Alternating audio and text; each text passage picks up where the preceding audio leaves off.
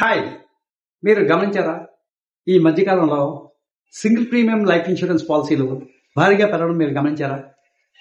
దీనిలో వేయడం వలన ఈ మధ్య తాజా గణాంకాల ప్రకారం single premium investments life insurance corporation of ఇండియాలో భారీగా పెరగడం ఈ గణాంకాలు బట్టి మనం తెలుసుకోవడం జరుగుతుంది. అసలు ఈ సింగిల్ ప్రీమియం అంటే ఏంటి? ఈ సింగిల్ ప్రీమియం ఎవరికి షూట్ అవుతుంది?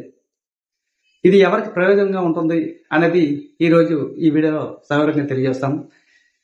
వీడియో చివరికి చూడండి. హలో ఫ్రెండ్స్, నా పేరు ప్రసాద్ రావు. నేను లైఫ్ ఇన్సూరెన్స్ కార్పొరేషన్ ఫైనాన్షియల్ అడ్వైజర్గా సేవలు అందిస్తున్నాను. మన ఛానల్లో లైఫ్ ఇన్సూరెన్స్ సంబంధించినవి, ఇన్సూరెన్స్ సంబంధించినవి, అలాగే ఫైనాన్షియల్ మ్యాటర్కి సంబంధించిన కాన్సెప్ట్ రూపంలో సింపుల్గా ఎక్స్ప్లెయిన్ జరుగుతుంది. ఏ విధమైన టెక్నికల్ లాంగ్వేజ్ వాడకుండా సింపుల్గా ఎక్స్ప్లెయిన్ చేస్తున్నాం. ఈ విలువైన కంటెంట్ని మీరు లైక్ చేయండి. అసలు ఈ సింగిల్ ప్రీమియం అంటే ఏంటి? ఇది ఎవరికి ప్రయోజనంగా ఉంటుంది? దాని గురించి పరిశీలించినట్టయితే ఈ సింగిల్ ప్రీమియం అనేది ఒకేసారి లంసమ్ అమౌంట్ వేసిన వాళ్ళకి ఇది చాలా ప్రయోజనంగా ఉంటుందండి. ఈ సింగిల్ ప్రీమియం అనేది ఎంప్లాయీస్కి బోనస్ రూపంలో కానీ ఇన్సెంటివ్స్ రూపంలో కానీ వచ్చినప్పుడు ఒకేసారి లంసమ్ అమౌంట్ డిపాజిట్ చేసుకోవచ్చు. అలాగే రిటైర్మెంట్ పర్సన్స్కి భారీ అమౌంట్లు రావడం జరుగుతుంది. అలాంటి అమౌంట్స్ కూడా ఒకసారి అమౌంట్ ఇన్వెస్ట్ చేసుకోవడానికి అవకాశంగా ఉంటుంది.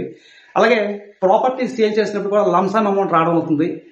అలాంటి అమౌంట్స్ వచ్చినప్పుడు కూడా ఈ single premium investment life insurance పాలసీలో ఇన్వెస్ట్ చేసుకోవచ్చు. ఇలా సింగిల్ ప్రీమియంలో లైఫ్ ఇన్సూరెన్స్ చేయడం వల్ల ప్రయోజనం ఏంటంటే, ఎంచుకున్న కాలానికి లైఫ్ టైం, అది ఎంత కాలం టర్మ్ ఎంచుకుంటామో ఆ టర్మ్ అంతా కూడా ఇన్సూరెన్స్ కొనసాగుతుంది.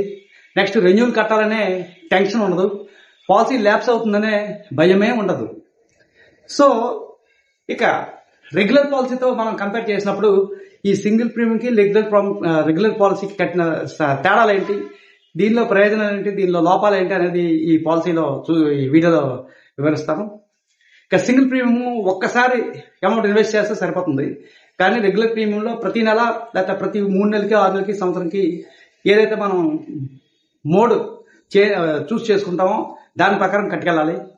రెగ్యులర్ పాలసీలో పాలసీ ల్యాప్స్ అయిపోతుందనే టెన్షన్ ఉంటుంది. అలాగే లేట్గా కడితే లేట్ ఫీజు కూడా పడుతుంది. ఇక సింగిల్ ప్రీమియంలో ఆ టెన్షనే పడాల్సిన పని లేదు. ఒకసారి అమౌంట్ ఇన్వెస్ట్ చేసుకుంటే అది అలాగా పెరుగుతుంటుంది కాబట్టి దానికి టెన్షన్ పడాల్సిన పని లేదు. ఇక రెగ్యులర్ ప్రీమియంకి ప్రతి సంవత్సరం కూడా సెక్షన్ 80C కింద మనం పన్ను రాబడులు, ట్యాక్స్ బెనిఫిట్స్ మనం పొందడానికి అవకాశం ఉంటుంది. మన సింగిల్ ప్రీమియంలో ఒక్కసారే డిపాజిట్ చేస్తాం కాబట్టి కేవలం ఒక్కసారి మాత్రమే మనం ట్యాక్స్ బెనిఫిట్స్ పొందడానికి అవకాశం ఉంటుంది. అలాగే రెగ్యులర్ పాలసీలో లిక్విడేషన్ ఎక్కువ ఉంటుంది. సింగిల్ ప్రీమియంలో లాక్ అయిపోతుంది కాబట్టి దానిలో లిక్విడిటీ ఉండదు. ఏ పాలసీ ఎవరికి అనువుగా ఉంటుందంటే, ఒకేసారి లంసమ్ అమౌంట్ వచ్చిన వాళ్ళకి సింగిల్ ప్రీమియంగా కట్టడానికి బాగుంటుంది. అలాగే ఉద్యోగస్తులు కానీ వ్యాపారస్తులు కానీ వాళ్ళకి బిజినెస్ పర్సన్స్కి రెగ్యులర్ పాలసీ సూటబుల్గా ఉంటుంది. ఇక మీకే పాలసీ షూట్ అవుతుంది? కామెంట్ రూపంలో తెలియజేయండి.